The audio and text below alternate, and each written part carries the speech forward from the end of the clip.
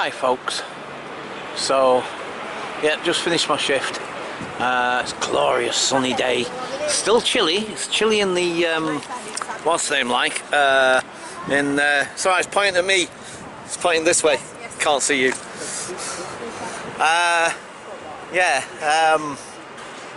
Completely forgotten what I was saying. Oh yeah, so I finished my shift. I'm actually going to be waiting here till about 20 past 12, I reckon. Sure, that's what John just popped into the shop about I don't know, about an hour ago, and I was saying like, oh man, I'm glad I caught you. I'm gonna do the anger group today because Daniel's not in, he's on holiday or whatever, blah blah blah. So John said like, oh, I'll meet you here around about 20 past 12 or whatever. So I thought, yeah, fine, you know what I mean, great, because we were due to meet up today anyway at some point, but it just makes it a bit easier, basically. So yeah, so I finished my shift, another reasonably good day. Look at all the goodies I got today. Wow, look, see, these are my favourite. I love these things, absolutely love these. I love these better than the ham and cheese ones. So I think I've got 3 of those. I've already eaten one of them. So I had 4, plus a bacon brioche, plus my ham sandwiches, of course, and a can of Coke and a banana, and a latte, of course. So when you think about it, lucky boy me, eh? I get all that for nothing. Doesn't cost me a penny. How cool is that, eh? So, you know, it obviously in some ways work has its pluses, doesn't it? Do you know what I mean? And its perks and what have you. So there's definitely a good side to things as well. But yeah, so like I say, it's an absolute glorious day. It's beautiful sunshine, not a cloud in the sky. Look at it, look, not a flipping cloud. Bright sunshine, but it's still chilly though. Still chilly. So especially in the shade. It's not so bad when you're actually standing in it.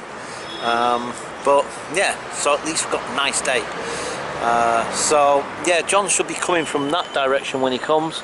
So John will be coming from down there. That's where the anger group is held, down there. That's where the passage is. So yeah, I haven't got a clue off the top of my head what the time is right now, actually. What time is it? What time is it? It is. It's just gone 25 past 11. So another hour, I guess. We'll give it a take. So yeah, and what I might do is I might, when John pops along, I'll stick him in the video. Okay, so I'm going to leave it there for now, and I shall catch you folks later. Bye for now. Okay folks, so look at that, absolutely glorious day, beautiful. Yeah, so I am waiting for John, like I said, and it's probably going to be a while actually. I mean, it's 20 to 12 now, so basically I'm just going to have to just hang on, I guess. I've got this little idea that's been buzzing in my head for a little while as well, actually, but I'm just not sure exactly how to approach it yet, because there'll be definitely sort of issues around it, I can imagine. But I want to film myself in the shop. You know what I mean? I want to. I don't know, just something different. Do you know what I mean? Just to be different, and I don't know. Just maybe it'd be interesting, but I'm gonna have to see if I can get permission to do it first, obviously. But that should be pretty cool. Just film some of my what I do and stuff. So yeah, that's one little idea that I've got at the moment. It's buzzing around in my head. Sorry, I'm swapping my hands over. It's rather awkward trying to hold the camera and hold the bag at the same time, especially when you're trying to swap around. You know, when your arm gets tired in one position and you want to swap it over. It's easy when you've got both hands free, but not so much when you've got a bag in your hand. Yeah, so yeah, that's what I want to do. Right, okay. So yeah, no sign of John yet, but I suppose it's a bit too early yet. So for now, I'm going to leave it there, and I'll catch you folks later. Bye for now. Hi folks, so I'm back home now. Had a little chat with John, and he's saying that he's working with somebody at UCLH and they're trying to devise a training program for sort of frontline staff. So it's going to be like, you know, receptionists at GP surgeries, maybe police officers, housing officers, people working in housing, you know, like council housing places, stuff like that. Bit like Olive Morris House down the road there, whatever. And it's going to be trauma informed.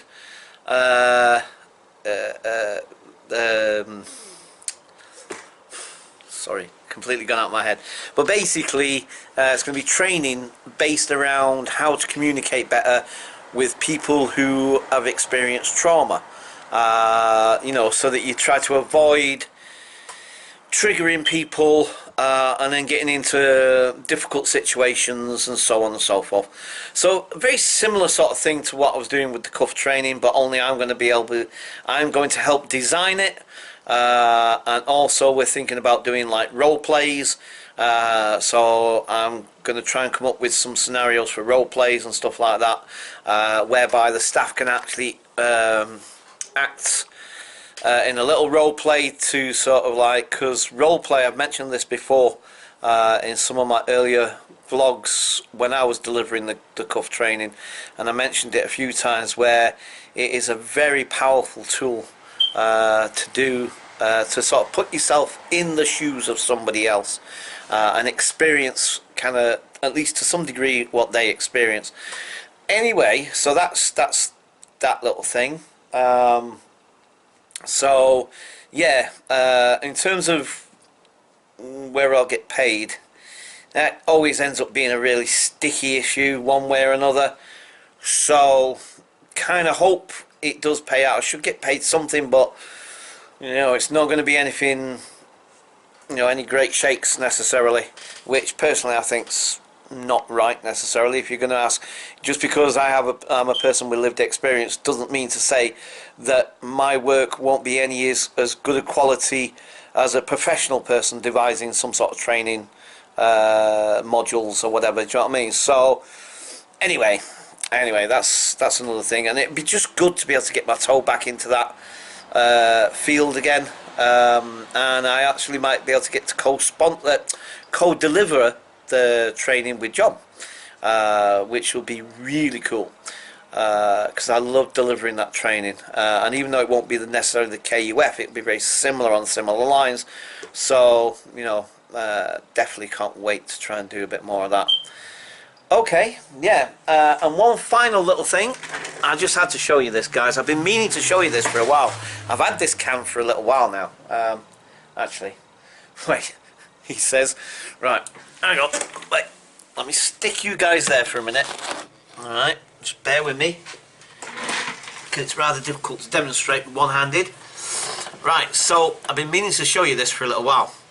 So there we have a can of Coke Zero, yes? And as you can see, totally unopened. And this was on the shelf, oh, this was a few months back now, because I've been meaning to do a vlog about it, like I said, because I just found it really fascinating.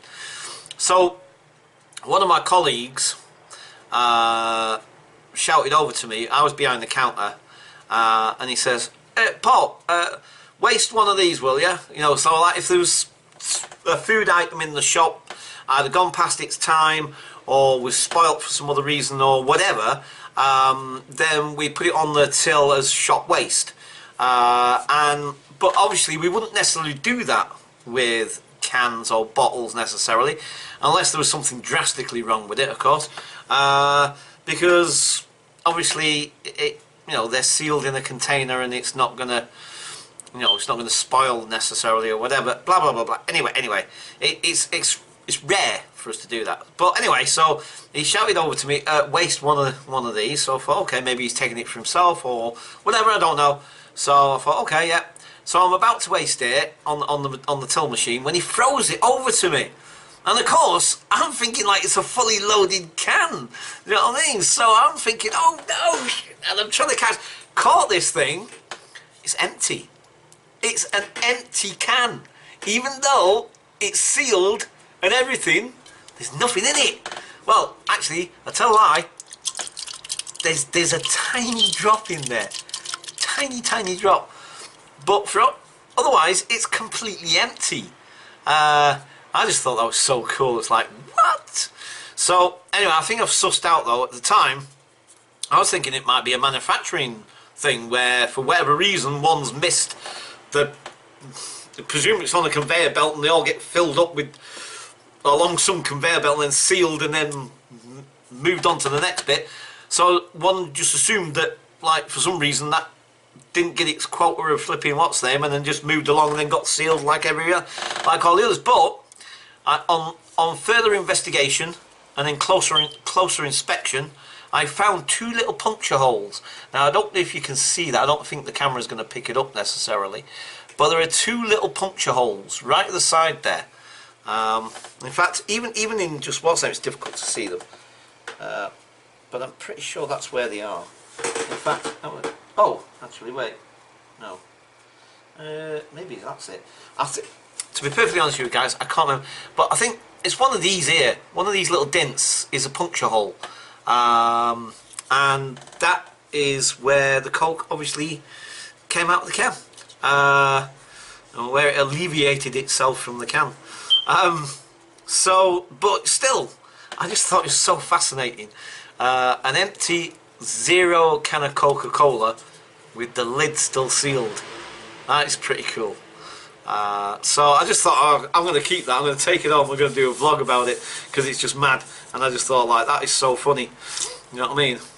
So anyway, yeah, it's just a mad little bit of flipping nonsense there for you. So anyway, yeah. So just trying to think what else. Yeah, so like I said, I did speak to Vicky actually, because I saw Vicky before I saw John again. After the last video I did, I saw Vicky and I put it to her about this idea of me wanting to film myself in the shop. At first I thought it'd be a equivocal no, but she didn't say that, and she said like she's gonna have a word with Ben. She didn't seem to think it was necessarily that bad an idea. So I'm thinking, oh, okay, this might have legs yet then. You know what I mean? I thought it was just going to be a categorical no. Do you know what I mean? Because, like, well, it's a business, you can't really film in there, blah, blah, blah, blah, blah, blah. Do you know what I mean? Sort of thing. And then publicity and all that sort of thing. You know what it's like with big corporations these days. They're so frightened of the slightest little tarnish. You know what I mean? Wipe off a part of their market share, whatever, I don't know. But either way, obviously they're very sensitive around these sort of things, and any kind of undue media or publicity they're not too keen on, unless it's obviously in a favourable light to them, obviously. But obviously I will do that. I'll obviously, you know, sort of lean it towards a sort of positive light of them, because it's only fair when you think about it. If they allow me to film myself in the shop, it's kind of only fair that I kind of do that for them at least. Do you know what I mean? So in some ways it's maybe a little bit of promotion for them in that sense, and free at that when you think about it.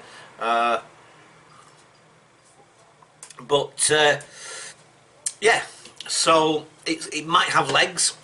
You guys get back to me and let me know what you think of this idea. Would you like to see me in my shop environment serving customers and doing my day-to-day whatever I'm doing? Would you guys like to see a video of that? Now bear in mind, it won't be sort of like really mega long or anything, for obvious reasons, and obviously I'm going to be only able to film certain bits and certain things, and there's going to be some people, including my work colleagues, that probably don't want at all to be on the video, which is obviously, again, completely understandable. But whatever comes of this, hopefully, fingers crossed that they allow me to do this. I really hope they do, because I just think it'd be interesting, and I think also from my point of view, to be quite honest, somewhat therapeutic, to be quite honest, to be able to film myself doing my day-to-day thing, then get it on my channel and share it with you guys, and just kind of, I don't know, for some reason it feels like a cathartic and very healing thing to do, to be quite honest. That's just from my perspective. I'm not saying necessarily that is the right approach or whatever, blah blah blah. I'm not saying that at all. Just saying that it kind of feels instinctually that it would be a very therapeutic thing for me to do, to film myself. Just, you know, I'd say obviously don't film the 4 hours, obviously, do you know what I mean, but you know, 5 minute here, 5 minute there, whatever, do you know what I mean, 2-3 minute here, whatever, and then just, you know, knock a 10-15 minute video together, whatever sort of thing. Sorry, just knocked some dust on there. Yeah, sort of just go from there. So yeah, I think that's basically it. Got another early start in the morning, but then back to 11 o'clock after that, and then obviously it might chop and change again in between all that anyway. So yeah, I was saying this to John earlier on, it's amazing that a week ago I went back to work, and so you could almost actually say maybe 2 weeks ago, really, I suppose, essentially. So 2 weeks ago, roughly, when I was silly and self-harmed and hurt myself, you know, to how I was feeling then compared to how I'm feeling now, there's like no comparison. It's chalk and cheese. It's as far away from one opposite to the other as you can get, kind of thing. Do you know what I mean? It's like I feel in a much better space right now. Now, of course, I have to be realistic and realise that that isn't going to last necessarily. Do you know what I mean? You know, because it's ups and downs, peaks and troughs and all the rest of it. It's just that with people like myself, those peaks and troughs tend to be a little bit higher and a little bit deeper either way, you know what I mean? So it tends to sort of go from one extreme to the other at times, sort of thing. So, you know, but at the moment it's not bad. It's on a nice little level and I'm feeling pretty good.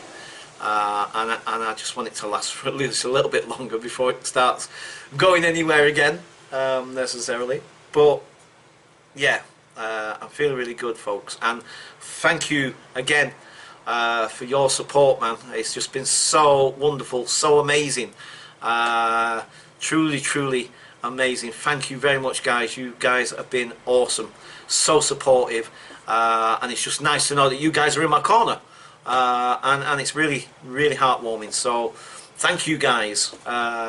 You know, like I say, it's just with that little bit of knowledge in the back of my head, sort of helps me to keep plodding along.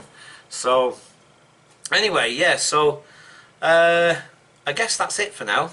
I know these are just the chatty videos at the moment, and I know some people do like the chatty videos. I also like to do out and about stuff and get out and about and go somewhere and do stuff. So yeah, hopefully maybe this weekend. But again, as I've always said to you guys, I don't want to promise you nothing, because I hate promising things to people and I can't keep it for one reason or another. Do you know what I mean? So I won't promise, but I really want to try and do something for this weekend, something different. So, okay, for now I'm going to leave it there. I will keep you posted on developments concerning videoing myself in the shop. So a day in the life of Paul in a pret shop. I don't know, whatever you want to call it.